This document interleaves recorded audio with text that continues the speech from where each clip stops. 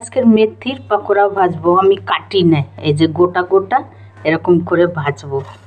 এদিকে বেসন নিয়েছি, একটু কালো জিরা দিয়ে দিলাম, একটু খাবার সোডা দিয়ে দিলাম, একটুখানি হলুদের গুঁড়া দিয়ে দিলাম, একটু লাল লঙ্কার গুঁড়া দিলাম, ভালো আসবে খেতে।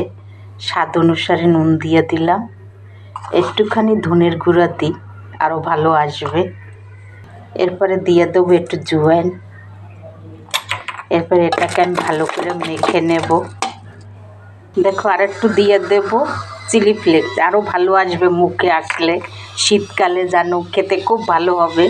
দেখো আমি এরকম পাতলা করে করেছি, বেশি পাতলাও না, তাইলে আর কি হইতে থাকবে না। এবারে আমি দেখো এটা হচ্ছে শর্টকাটের পকোড়া। এই যে এরম করে, এই যে এবারে এখানে তেলে ছেড়ে দাও। তেলটা হয়ে গেছে আমার। এটা কি বলে তো, শর্টকাটের পকোড়া।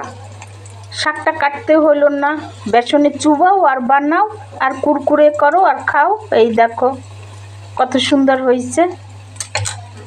দেখো আমার মেথির পরোটা কত সুন্দর হয়েছে, কতটা খাস্তা হয়েছে। এবারে চাটনি দিয়ে খেতে থাকো। এই যে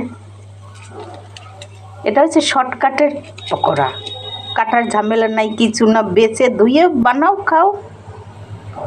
বেশ শীতকালে ভালো লাগে চার সাথে।